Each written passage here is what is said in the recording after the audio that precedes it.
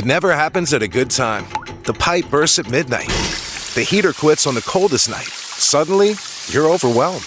That's when HomeServe is here. For $4.99 a month, you're never alone. Just call their 24/7 hotline and a local pro is on the way. Trusted by millions, HomeServe delivers peace of mind when you need it most. For plans starting at just $4.99 a month, go to homeserve.com. That's homeserve.com. Not available everywhere. Most plans range between $4.99 to $11.99 a month your first year. Terms apply on covered repairs. When was the last time you felt in control of your business finances? Expenses tracked, invoices sent, taxes ready. That's where Found comes in. Found brings your banking, bookkeeping, invoicing, and taxes together in one simple app. Manage expenses, invoice clients, send payments, and prep for tax time right where you bank. Join the hundreds of thousands who have already streamlined their finances with Found. Open a Found account for free at found.com. That's FOUND.com. Found is a financial technology company, not a bank. Banking services provided by Lead Bank, member FDIC.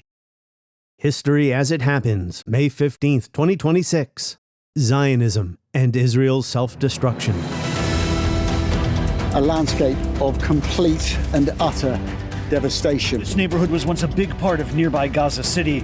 2 years of war have left it nearly lifeless. A devastated wasteland where there's neither all-out war nor what anyone could call peace, and where Gaza's children continue to be killed. The commission concluded that Israel has committed genocide. The number of children that have had one or both legs and arms amputated is greater than in any other conflict this century. We will exact a price that will be remembered by them and Israel's other enemies for decades to come. Was Zionism in 1948 fundamentally incompatible with peaceful coexistence with Palestinians, incompatible with liberal democracy? Today, historian Omer Bartov contends Zionism is irreparably broken and needs to be discarded because, he says, of the genocide in Gaza and the dehumanizing turn in Israeli society that sees Palestinians as less worthy of life. Bartov's new book is Israel, What Went Wrong? That's next as we report history as it happens. I'm Martin DeCaro. In our revival, we have been inspired by the message of our Bible and by the traditions of our ancient history, which elevate the dignity of man and the principle of justice, and which command us to love our neighbor. As long as it doesn't come to the conclusion that it has to change the entire political paradigm under which both Israeli Jews and Palestinians have lived since 1948, to find a way to share the space, this violence will continue.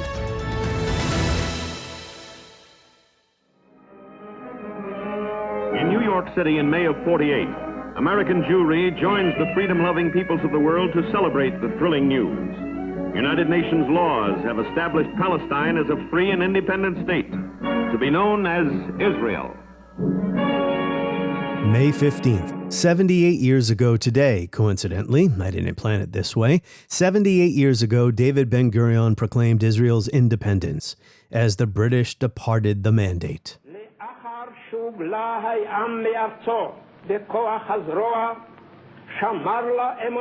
The declaration referenced the spiritual father of the Jewish state, Theodor Herzl, who proclaimed the right of the Jewish people to national rebirth in its own country, a right recognized in the Balfour Declaration of November 2, 1917, and reaffirmed in the mandate of the League of Nations, which in particular gave international sanction to the historic connection between the Jewish people and Eretz Israel, and to the right of the Jewish people to rebuild its national home.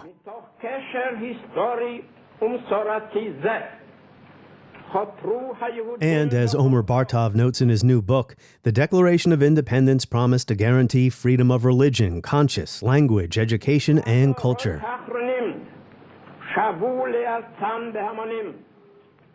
Could a state that privileged one ethnicity over another also guarantee equal rights for all?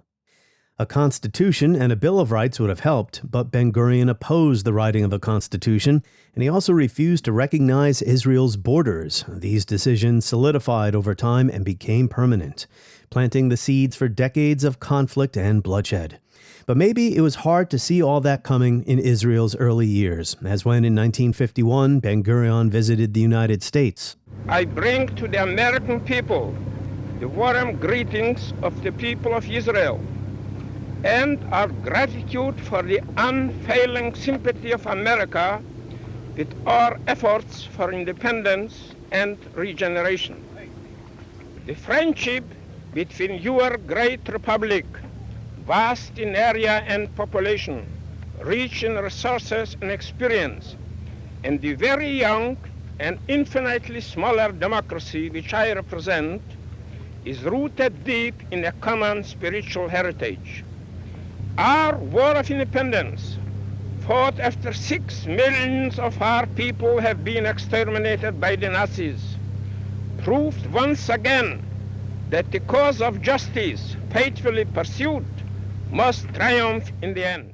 So in his new book, Israel, What Went Wrong, Bartov goes on to say, when thinking of the limitations that were enforced on Israel's Palestinian citizens for decades after the establishment of the state, which curtailed these very freedoms, meaning freedom of religion, conscious language, one cannot but assume that Ben-Gurion never intended to include them in any document. His entire approach to the Declaration, as far as issues of equality and freedoms were concerned, was focused on adhering closely enough to the demands of the UN in order to gain admission.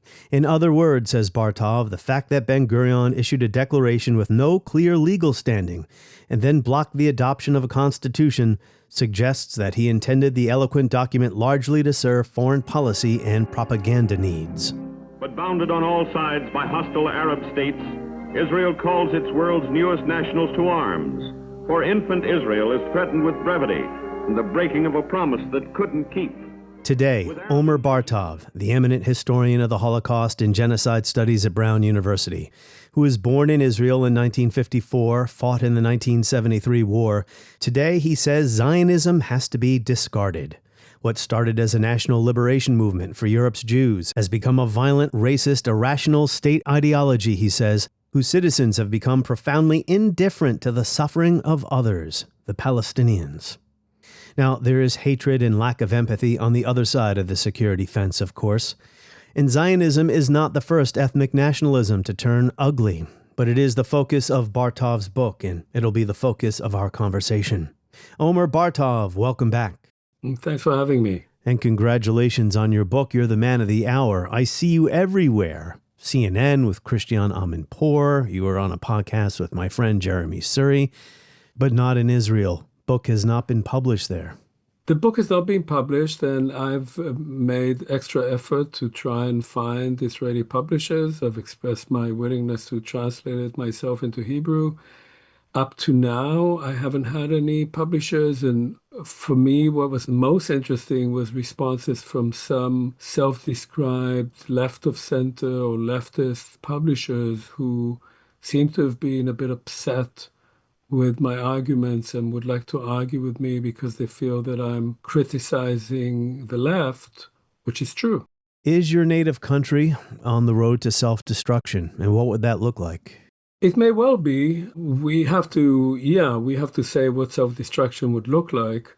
If it is not stopped, if it is not helped against its own internal demons, then it's well on the way to becoming a full-blown apartheid state, an authoritarian state, a state ruled by religious fanatics who have turned Zionism into a state ideology of violence, exclusion, Jewish supremacy, and genocide. And as such, I think it will lose support even from its closest European allies. It will no longer be able to pretend to be the only democracy in the Middle East.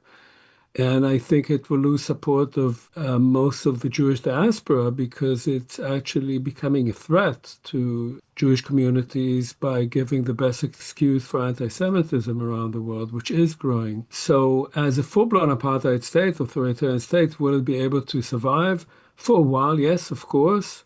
It would lose, and has lost already, about 200,000 people, mostly professionals who have left, young people, well-trained with small children who don't see a future for themselves and their children there.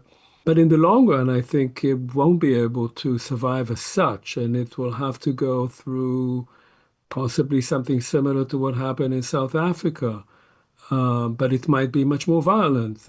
South Africa was relatively lucky to produce the kind of leaders who managed to maneuver it from apartheid to democracy. That might be what it takes to have positive and lasting reform that's been decades overdue. I mean, especially here in the United States, loss of U.S. support. Yes, and my sense is, I may be wrong, of course, but my sense is that a U.S. policy will eventually come to reflect the changing sentiments in the American public, both on the left and on the right in the United States, and that Israel will find itself having to exist without being given total license by the United States. I'd say where decisions are made, we'll have to go back to Jerusalem rather than to Washington, D.C.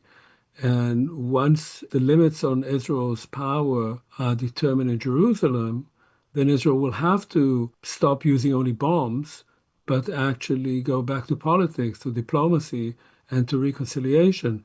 But that could take several years, and those may well be very violent and bloody years. And one hopes that there would be more pressure on Israel from those who actually care about it, from its European allies and from the United States, to make those changes now rather than to wait for all hell to break loose, although it's already quite a hellish situation there. Yeah, I mean, the people who claim to be the most ardent defenders of Israel today, or supporters of Israel, are backing policies that are bad for the country.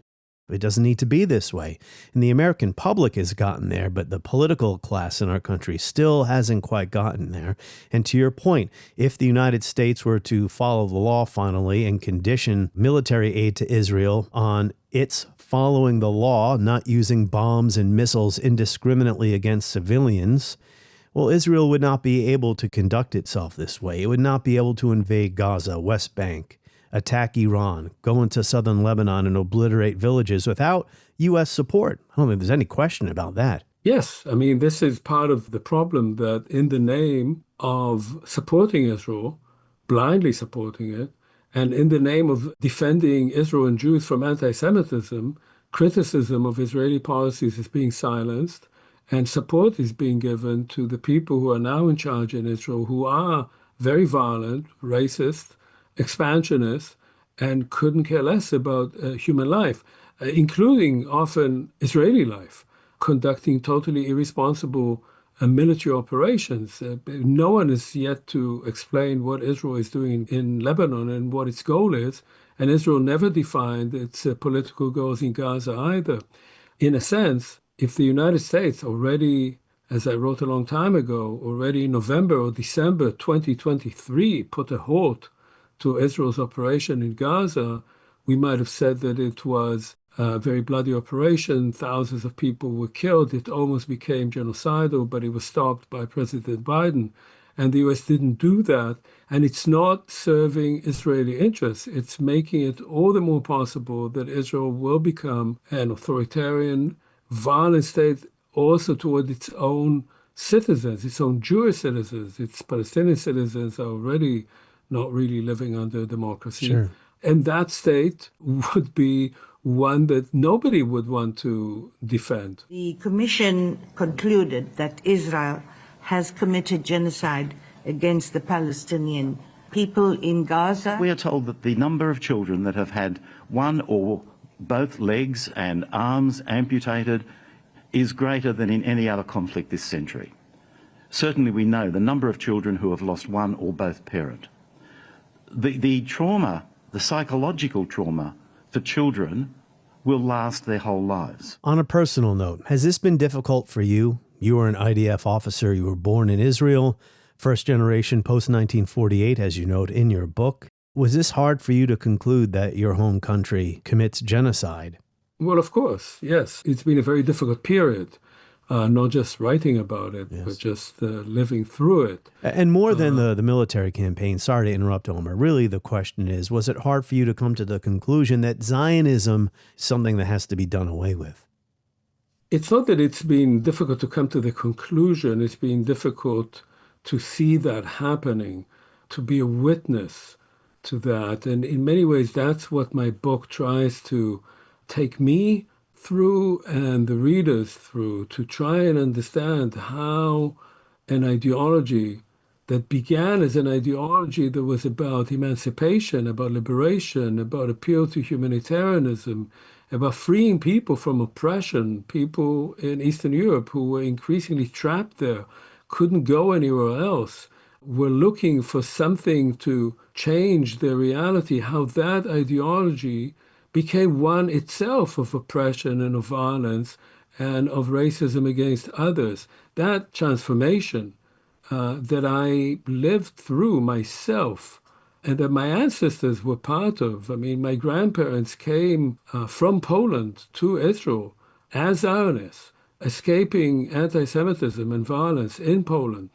To see that ideology becoming so intolerant, so violent, and to see Judaism, the religion itself, becoming part of that ideology, becoming Jewish supremacist in a way that certainly my Orthodox grandparents would never have recognized, turning Judaism into something that it hasn't been since the Zealots fighting the Roman Empire.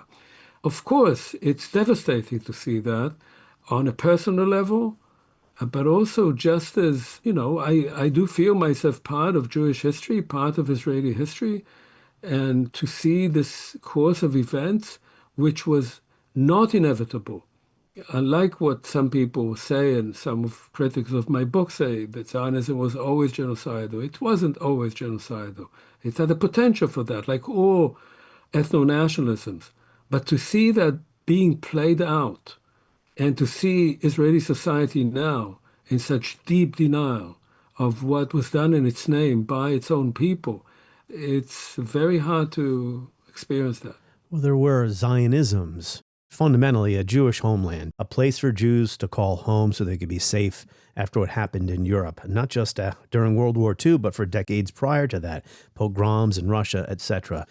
And then on the other end of the spectrum was Jabotinsky and the revisionist Zionists, right? So there were Zionisms, there was a spectrum there, but what it's become today is the worst of it all. So I guess that raises a question, or you raised the question in your book, whether Zionism can be rehabilitated or whether it's fundamentally incompatible with liberal democracy.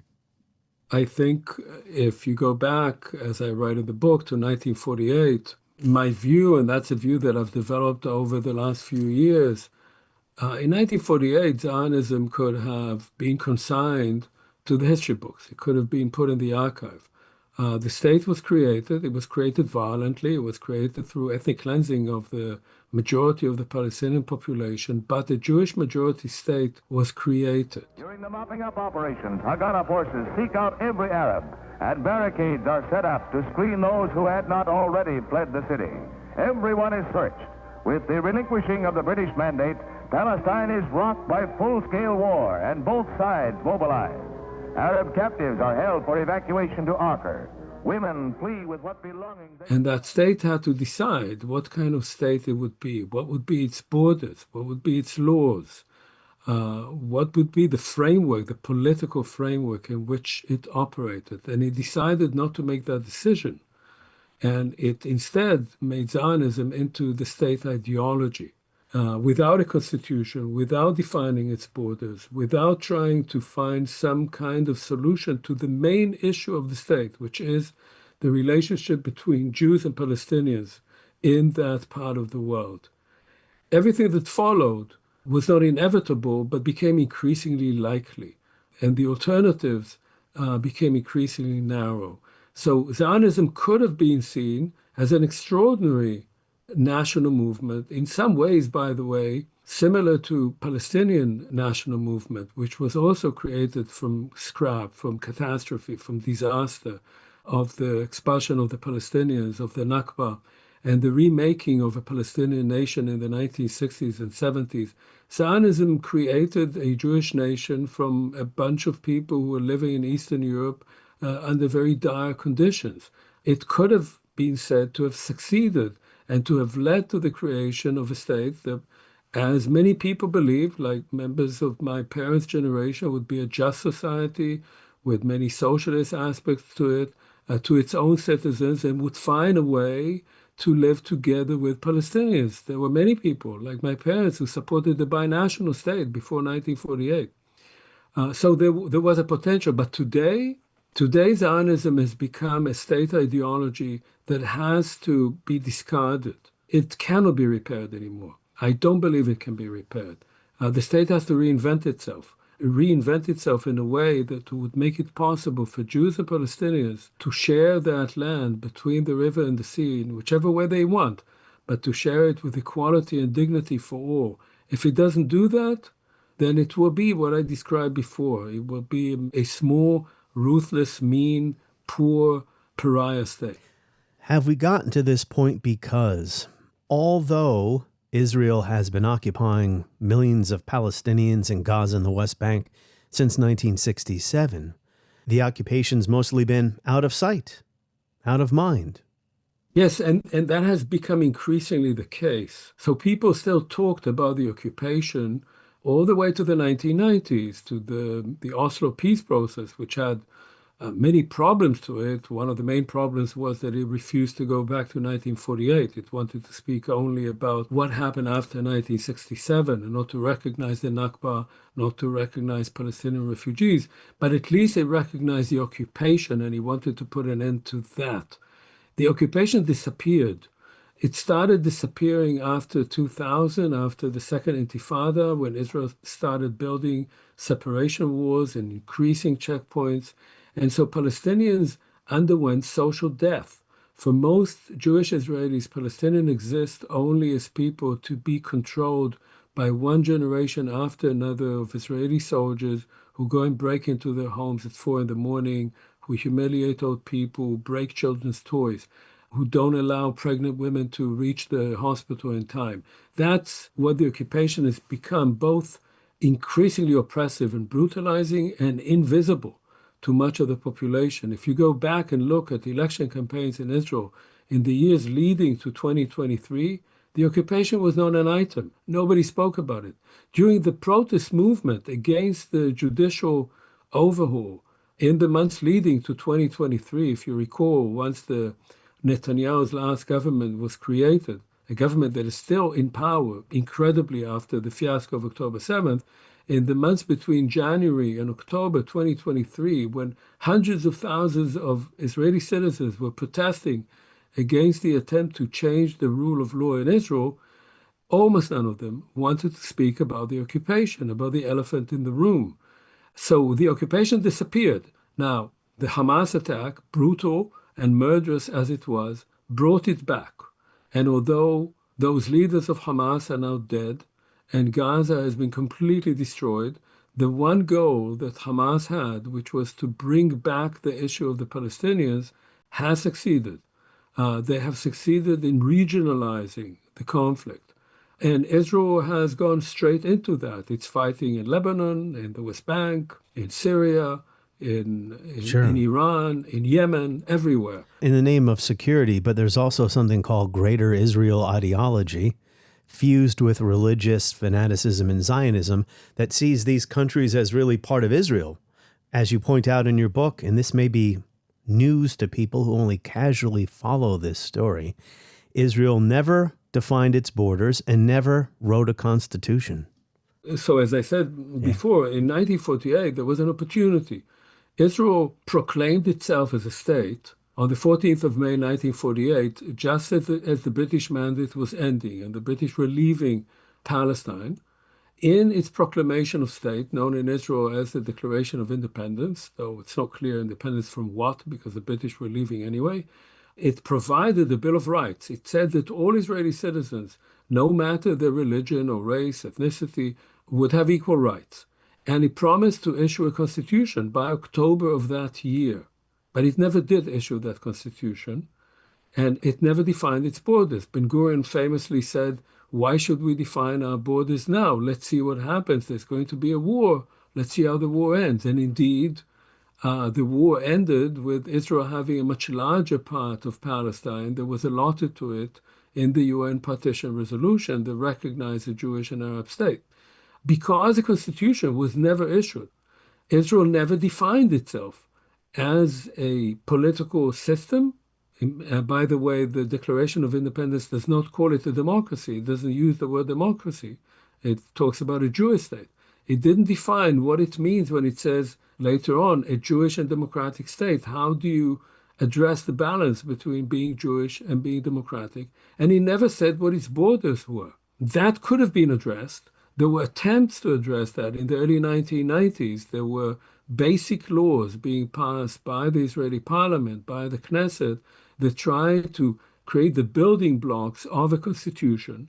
And what we've seen most recently is actually an attempt to undo those attempts and to go back to the very beginning, to recreate the state as a state that is not a democracy, that would be a religious state, in some way similar to the vision that Hamas has about a Palestinian Islamic state, to make it a only Jewish state, a state only for Jews, with no Palestinians, and a state that would be a religious one, a Medinat Halacha, a state according to Jewish law.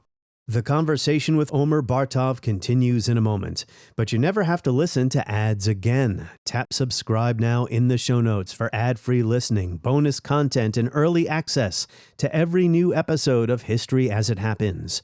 Or go to historyasithappens.com to sign up.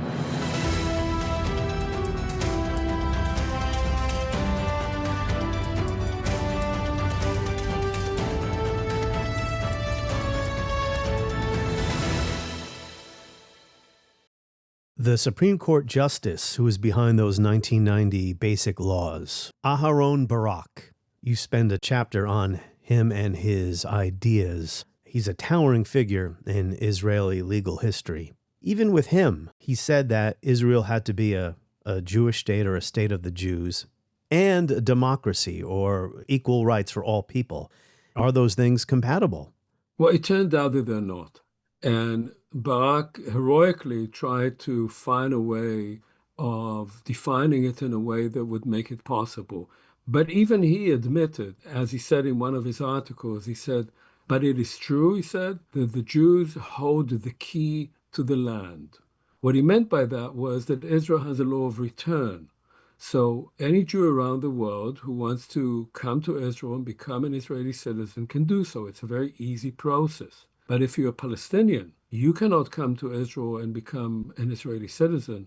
And if you're a Palestinian citizen of Israel and you leave the country, you have a very good chance of not being able to come back to it.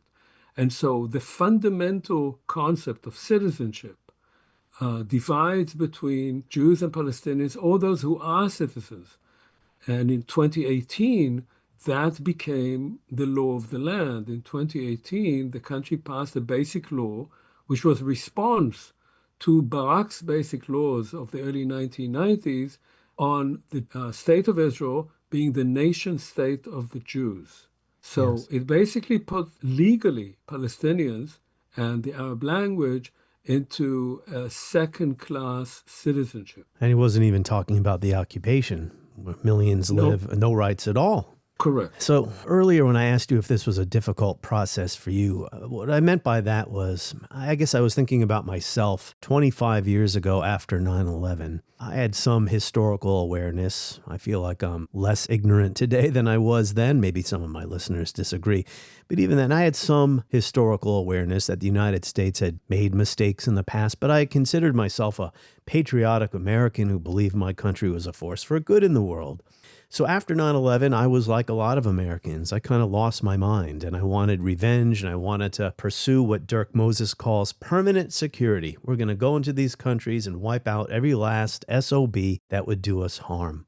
So I often wonder if there's anything to that comparison, the way Americans felt after the shock of 9/11 and how Israelis felt after the shock of October 7th, 2023.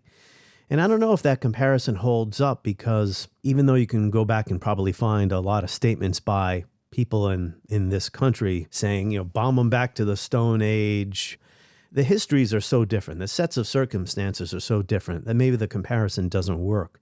I don't recall Americans saying they want to expel all Afghans from Afghanistan or kick all the Iraqis out of Iraq. It was more about liberating them, as violent as that process turned out to be. Both wars were a disaster. I'm not defending them.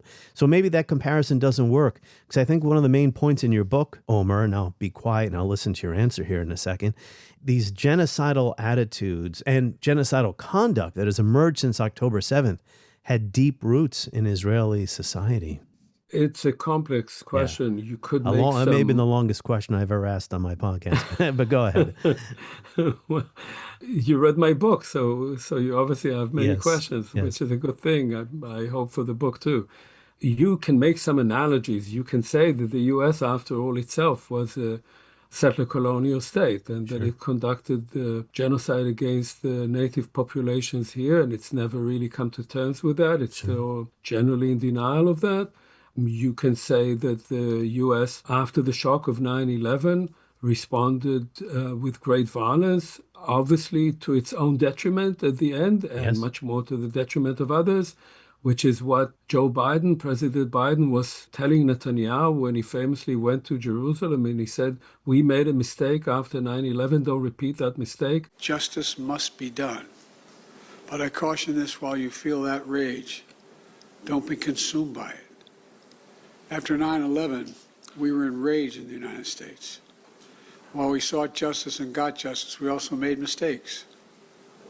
I'm the first U.S. president to visit Israel in time of war. I've made wartime decisions. I know the choices are never clear or easy for the leadership. There's always cost, but it requires being deliberate. It requires asking very hard questions. It requires clarity about the objectives and an honest assessment about whether the path you're on will achieve those objectives. So you could make some analogies along these lines, but as you were saying, there's a difference between the U.S. going to Afghanistan and Iraq, thousands of miles away from the U.S., and the U.S. itself being a continental state, and Israel, which is a very small state, it's about the size of New Jersey, I think, fighting a war on its own borders on a land that many Israelis, and certainly the current political leadership, think belongs to them and has always belonged to them, and is biblically their right to own. And yet, in a situation where today you have equal numbers of Jews and Palestinians living between the river and the sea, you have 7 million of each.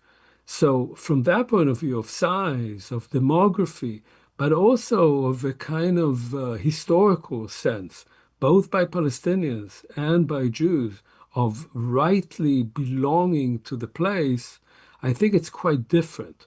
And that sense of justice and injustice, that sense of victimhood and victimization is much greater. The U.S. can fight a war in Afghanistan and then forget about it.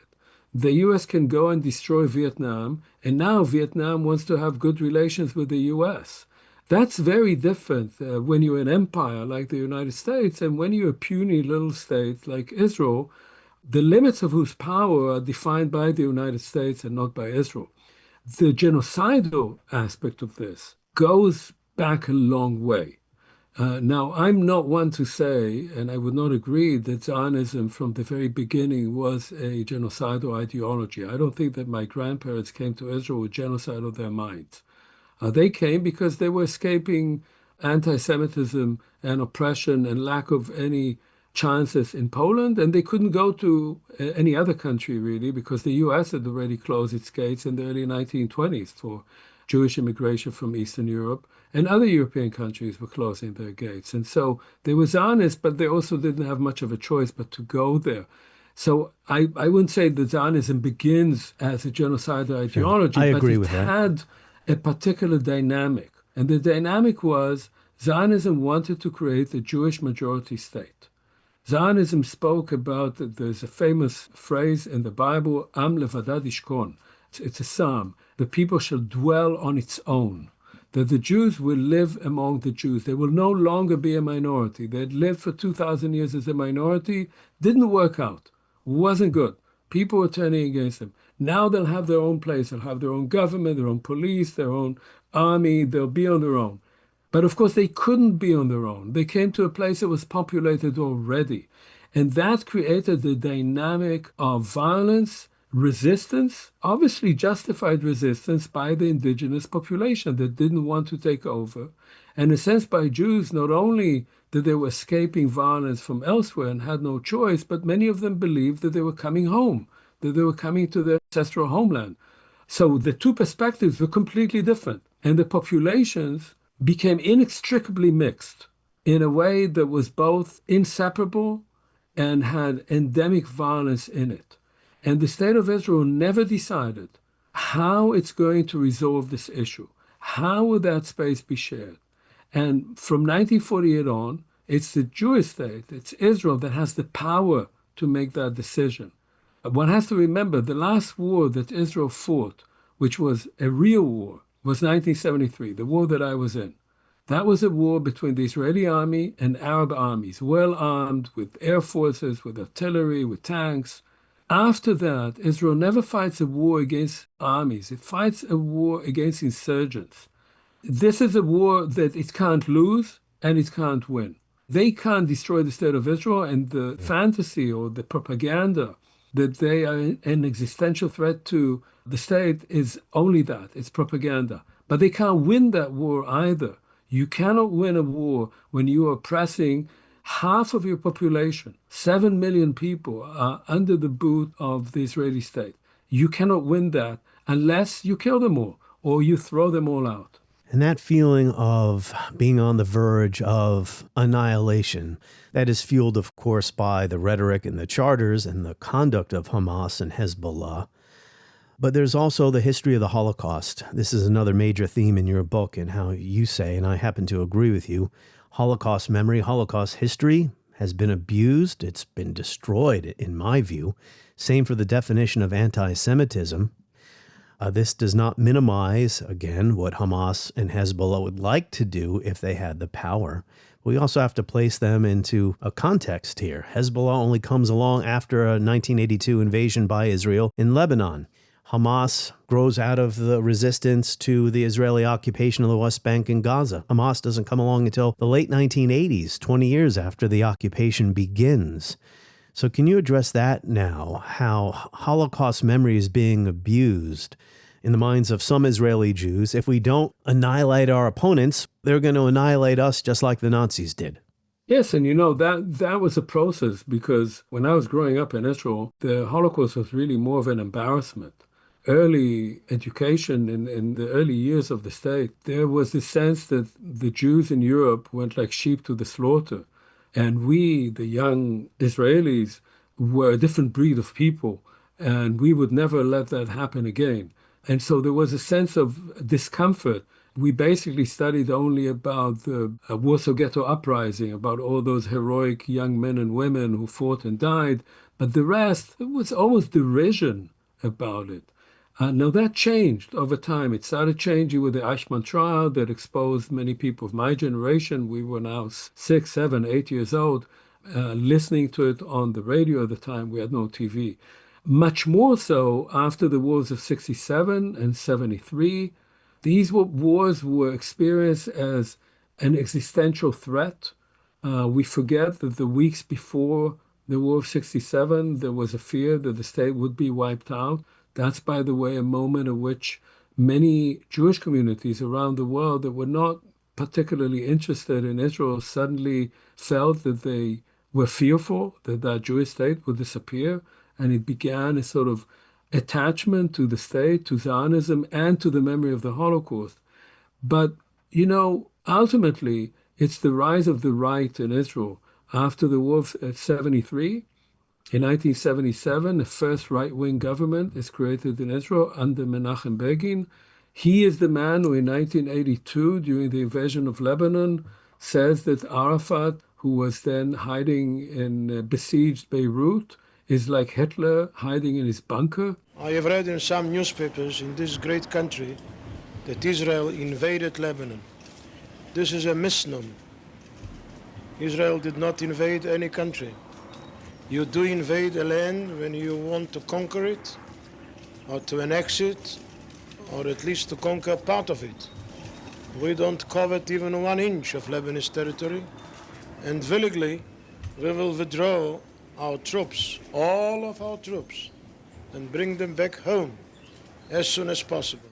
These analogies increasingly between Israel's wars, campaigns against Palestinians, and the Holocaust become more and more common. And the Holocaust comes to be a kind of social glue in Israeli society between hostile parts of the Jewish population in Israel, between the religious and the secular, between those who came from the Middle East and North Africa and European Jews, that we are all not only committed to remember the Holocaust and to commemorate the Holocaust, but that the Holocaust is in fact an imminent danger. And if the Holocaust is an imminent danger, and if that danger emanates from Palestinians, what are you supposed to do about it? If they are preparing Auschwitz against you, what are you to do with that? You have every right then to wipe them out. As the Holocaust recedes in time, as fewer and fewer people ever experience it, and as Israel becomes indisputably the military hegemon in its region, the fear of Auschwitz, the fear of the Holocaust comes to play a different role. It comes to give license for unlimited violence. I try to tread cautiously when discussing this issue, not just because I'm not an Israeli Jew and wasn't living in Israel after 10/7, because Israel does have enemies. We're not talking about phantoms here. But the response to those enemies, well, it's been counterproductive to say the least, and we are way past the point of self-defense in Gaza now. What is going to happen in Gaza? The situation there currently is atrocious. It looks like Israel is going to reoccupy at least a good part of the territory militarily and cram the remaining Palestinians into a small part of it, hoping that by depriving them of food, water, and medicine, they'll go away. But where are they going to go? So first of all, right now, the IDF behind the yellow line that separates them from Hamas-controlled territory is controlling more than half of the Gaza Strip.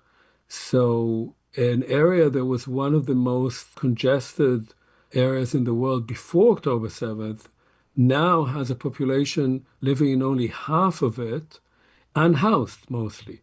An area that has been completely devastated without any humanitarian infrastructure. That's the reality of the moment. Where is that leading? I have a sort of rather hellish scenario in mind. If you go back to President Trump's 20-point plan and you try to think, what does it mean? And all the ideas that were before the Iran war were sort of being shown on all kind of AI-produced imagery, then you will see that the plan was to create an ideal city along the coast, wonderful coastal area, to build like 140 steel and glass towers for the rich and powerful from Europe and the United States, to be funded by rich Arab states. And where would the Palestinians go? The Palestinians would be enclosed in so-called humanitarian cities, which would really be internment camps. And they would be those who would build that futuristic city, and they would serve those people who would go to have a good time there, would wash the dishes, clean the toilets, would be the water carriers of that. So that's an image of genocide whereby Israel not only got away with genocide with total impunity and, of course, assistance from its European and American allies, but also everyone would benefit from it. The U.S., real estate moguls such as Jared Kushner and Witkoff and Mr. Trump and his family will all benefit. The Gulf states would benefit because they'd be on the good side of the United States. And those who were victimized in the genocide would continue to be victimized as a quasi-slave population maintaining that Riviera along the coast. Whether that will happen or not, I don't know. But if it does, it bodes ill not only for Palestinians, but for anyone who is contemplating genocide in the future, that you can both conquer and inherit, that you can carry out genocide and continue benefiting, and nobody will pay a price. There will be no accountability whatsoever. Because genocide is a process, right, that plays out over time. And I think what we've seen here is a process playing out that may not have been genocidal at first. You addressed this question in your book, but it's certainly become one in my view. And that image you just described as a monstrosity, and brings us back right to where we were on the eve of October 7, 2023, turning Gaza into an open-air prison rather than dealing in good faith with the Palestinian leadership, such as it is, to try to reach a lasting peace agreement.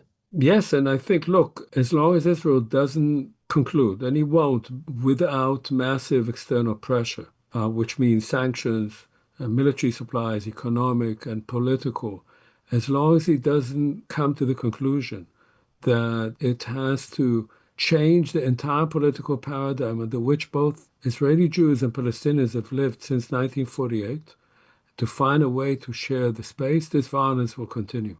This signing of the Israeli-Palestinian Declaration of Principle here today, it's not so easy. Neither for myself, as a soldier in Israel's war, nor for the people of Israel, not to the Jewish people in the diaspora, who are watching us now with great hope mixed with apprehension.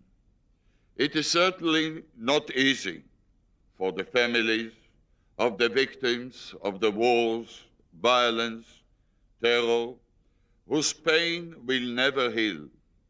We have come from Jerusalem, the ancient and eternal capital of the Jewish people. We have come from an anguished and grieving land. We have come from a people, a home, a family that has not known a single year, not a single month, in which mothers have not wept for their sons. We have come to try and put an end to the hostilities so that our children, our children's children, will no longer experience the painful cost of war, violence, and terror. We have come